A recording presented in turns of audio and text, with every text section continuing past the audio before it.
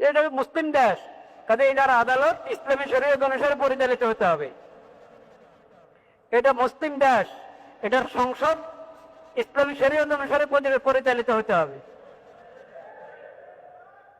এটা মুসলিম দেশ, এটার অর্থনীতি ইসলামী শরীয়ত অনুসারে পরিচালিত হতে হবে।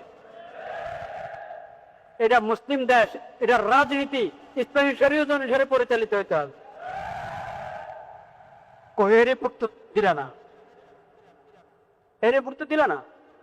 আমরা তো মুসলিম, আমরা আমাদের ইসলামী স্বাধীনতা, আমরা মুসলিম হিসাবে আমাদের ধর্মীয় স্বাধীনতা থেকে বঞ্চিত।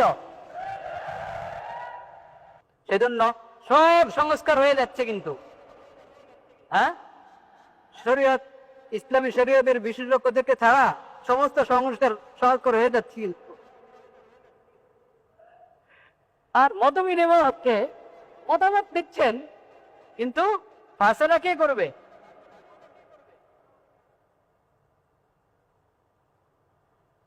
ওটা প্রশ্ন কিনা? সব রাজনৈতিক দল থেকেই লিখছেন, কোন কোন আলেমদেরকেও ডাকা হয়েছে, তারপর মতামত দেন সংস্কারের বিষয়, সংবিধান সংস্কারের বিষয় মতামত। কিন্তু ফায়সালাটা কি করবে? মতামত তো নিলে সবার থেকে, ফায়সালা করানোওয়ালা তার ফায়সালার মানদণ্ড কি? তার ফায়সালার মানদণ্ড যেমন না প্রফেসর ইউনূস সাহেব, ডক্টর মাননীয় প্রধান উপদেষ্টা যেখানে বসেন, ওনার মাথার উপরে লেখা আছে কি? লা ইলাহা ইল্লাল্লাহ মুহাম্মাদুর রাসূল। যদি সংস্কার করতে চাই, তাহলে মতামত সবার কাছ থেকে নাও, ফায়সালা হবে লা ইলাহা ইল্লাল্লাহ মুহাম্মাদুর রাসূল। ফায়সালা হবে আতিউল্লাহ ওয়া আসিউর রাসূল ওয়া উলি আমরি মিনকুম ফাইন তানাযাতুম ফি শাইইন ফারুদ্দুহু ইলাল্লাহি ওয়া রাসূল।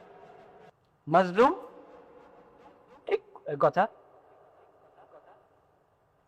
লাখ লাখ মানুষ মজলুম হচ্ছে, এত মানুষ মজলুম হচ্ছে, আমি কি করবো? থাক না, না, মজলুম তোমার মজলুমের পাশে দাঁড়াতে হবে। একজন মজলুম হোক আর লাখ মানুষ মজলুমের পাশে তোমাকে দাঁড়াতে হবে। জালেম একজন হোক আর 1000 জন হোক, তার প্রতিবাদ করতে হবে। যদি শক্তি সামর্থ্য থাকে, তাদের হাত ধরতে হবে, জুলুম থেকে বারণ করতে হবে, যার হক নষ্ট করছে তার হক নিয়ে দিতে হবে। এটা ইসলামের শিক্ষা। জালেমের শক্তি বেশি হওয়ার কারণে তার জুলুমের নাম ইনসাফ হয় না শরীয়তে। শরীয়তের নাম ইনসাফ হয়।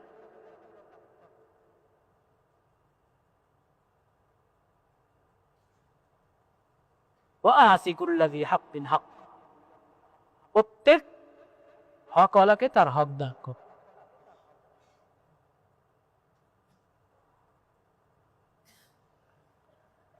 লা ইলাহা ইল্লাল্লাহ, লা ইলাহা ইল্লাল্লাহ, লা ইলাহা ইল্লাল্লাহ। তাদের রিপোর্টে ধর্মীয় স্বাধীনতা বাংলাদেশে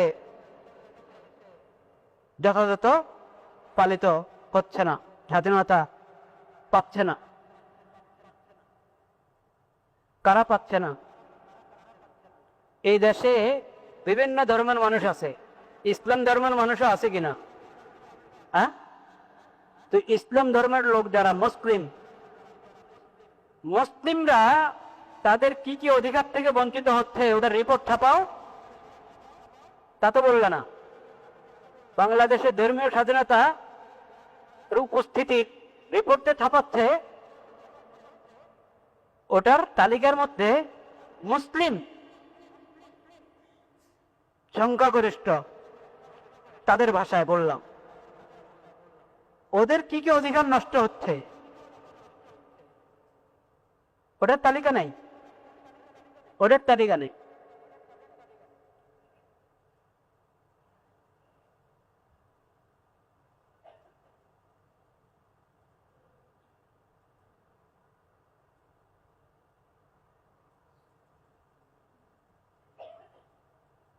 মুসলিম দেশের আদালত অমুসলিমদের আইন অনুযায়ী পরিচালিত হয়, এটা মুসলমানদের ধর্মীয় স্বাধীনতা বিরোধী কিনা?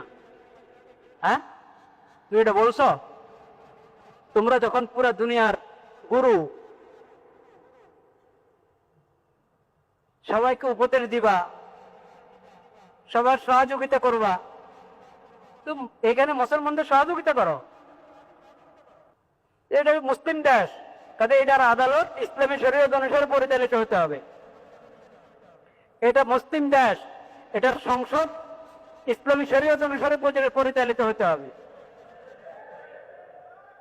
এটা মুসলিম দেশ, এটার অর্থনীতি ইসলামী শরীয়ত অনুসারে পরিচালিত হতে হবে। এটা মুসলিম দেশ, এটার রাজনীতি ইসলামী শরীয়ত অনুসারে পরিচালিত হতে হবে।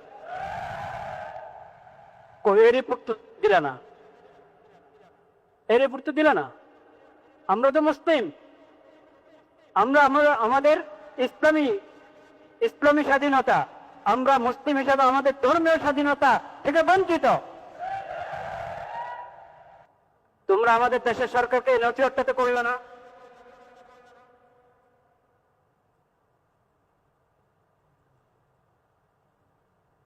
যাদের আগাগোড়া বৈষম্য, তারা আপনাদেরকে সমতার শিক্ষা দিবে, এটা আপনারা আশা করেন?